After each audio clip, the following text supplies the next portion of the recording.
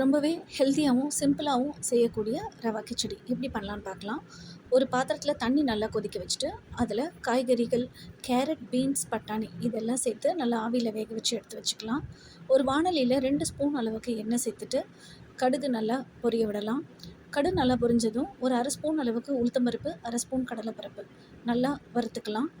அது கூட இஞ்சி, பச்சை மிளகாய், கருவேப்பிலை 3 சேர்த்து நல்லா வதக்கிக்கலாம். இப்போது அது கூட வெட்டி வச்சுருக்கிற வெங்காயத்தை சேர்த்து நல்லா கலர் மாற வரைக்கும் வதக்கிக்கலாம். ஒரு தக்காளியை கட் பண்ணி இந்த வெங்காயத்தோடு சேர்த்து நல்லா வதக்கி எடுத்துக்கலாம். இப்போது இந்த வெங்காயம் தக்காளி வதங்கிறதுக்கு தேவையான அளவுக்கு உப்பு, ஒரு அரை ஸ்பூன் அளவுக்கு மஞ்சள் தூள், இது 2 சேர்த்து நல்லா வதக்கிக்கலாம்.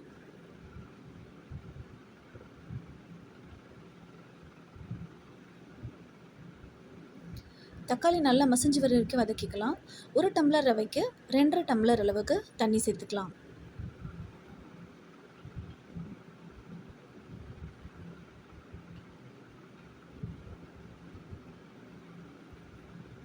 இது கூட நம்ம வேக வச்சு எடுத்து வச்சிருக்கிற காய்கறிகளை சேர்த்துக்கலாம். தண்ணி நல்லா கொதிச்சு வந்ததும் ஒரு டம்ளர் ரவையை இதில் சேர்த்து நல்லா கிளறி விட்டுக்கலாம்.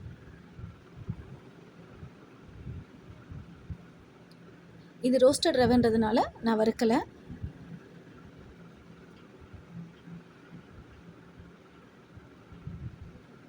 அடுப்பு சிம்மில் வச்சு நல்லா கிளறி விட்டுக்கலாம்.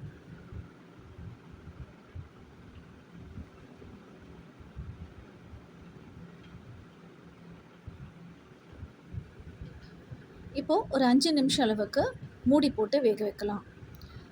5 நிமிஷம் கழித்து நல்லா திறந்தா நல்லா ரவை நல்லா வெந்து வந்திருக்கும். உப்புமாவும் நல்லா உதிரி உதிரியாக இருக்கும். இப்போ இதை நல்லா கிளறி விட்டுக்கலாம்.